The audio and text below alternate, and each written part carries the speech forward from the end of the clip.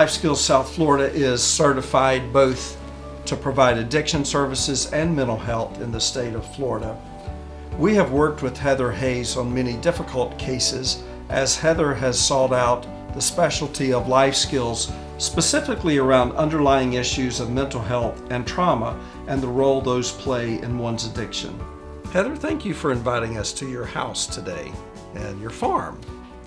Found something interesting about you that I think a lot of the people who work with you nationally, they may not know in detail, your passion for horses. This is my haven, my farm. I grew up with horses. I rode competitively as a kid. And I believe that that's part of what helped me to get sober at 21 years old. I had some incredible trainers along the way that were really inspirational to me. And I think that there are a lot of things that come to play why someone's able to get sober or get sober young. And I think that the horses and the people around the horse world with me had a big part of that. I had the privilege of hearing you in Delray Beach about a year ago at a national talk you did, Delray Beach Sud Talk. The title was A Nation Held Hostage.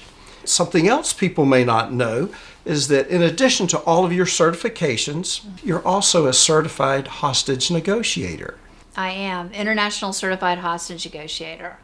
And that talk was really monumental for me because it gave me the ability to talk about all of the parallels between everything that we do working with terrorist situations and taking a look at how our nation is truly held hostage by addiction.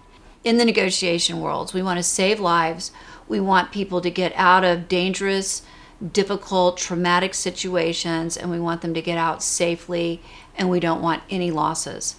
And I think that that is something that we need to translate over to the addiction world, is that there should be zero acceptable losses. We know a lot today about treating addiction. We know who's at risk. And I think we all need to stand back and say that we have no room for people dying from this disease, that everybody can recover. In 2001, I met the head of our hostage negotiation team here in my county, and he asked me if I wanted to help out. The new trend was to have mental health providers come on as sort of psychological profilers, and that's what I did. And as I studied, I went to an FBI certification school. I got trained by some of NYPD's finest.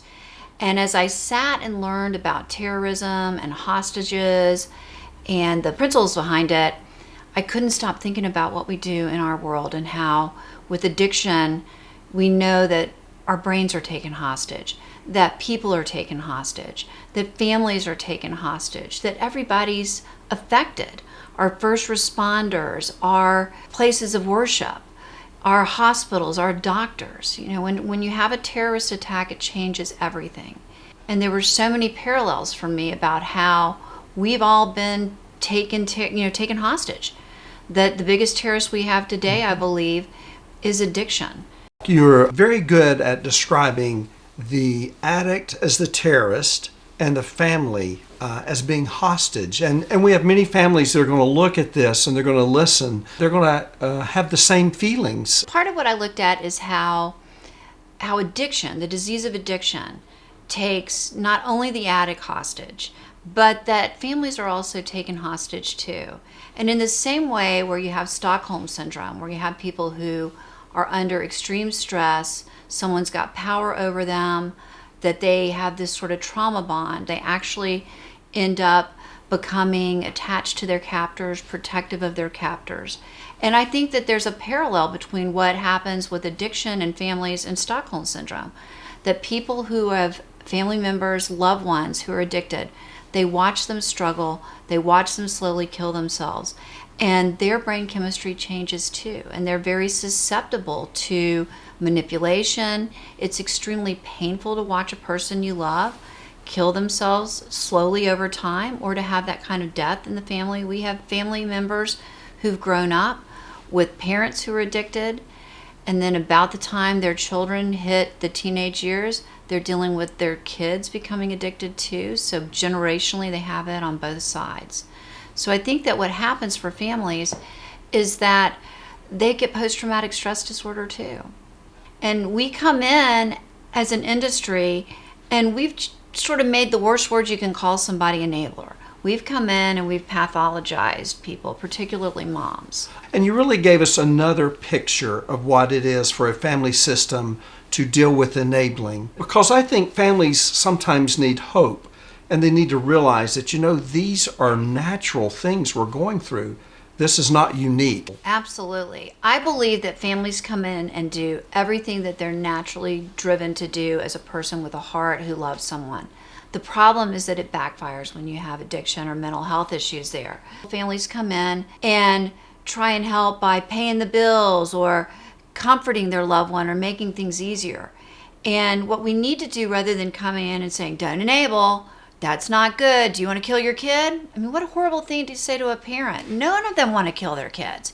But to come in and say, let's look at how you can support health, not demise.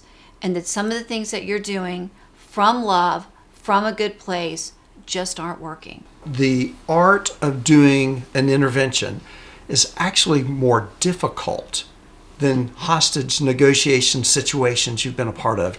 Interventions are not an entry-level position. It's part of what scares me when I hear about people out doing interventions that don't have a lot of training. We're there in a room with a family, and it's also life and death.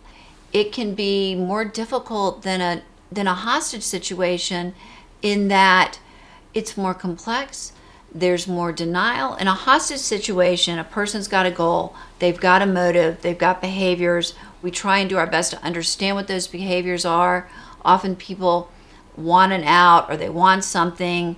With an intervention, we're dealing with impaired brain chemistry, complex family dynamics, and it's often very difficult to maneuver things in a way where you're still able to be respectful and not come in and shame somebody or threaten somebody, but to help them to move into that first step of I'll go get some help, and to do that in a way that can be as loving, respectful, and gentle but firm as possible.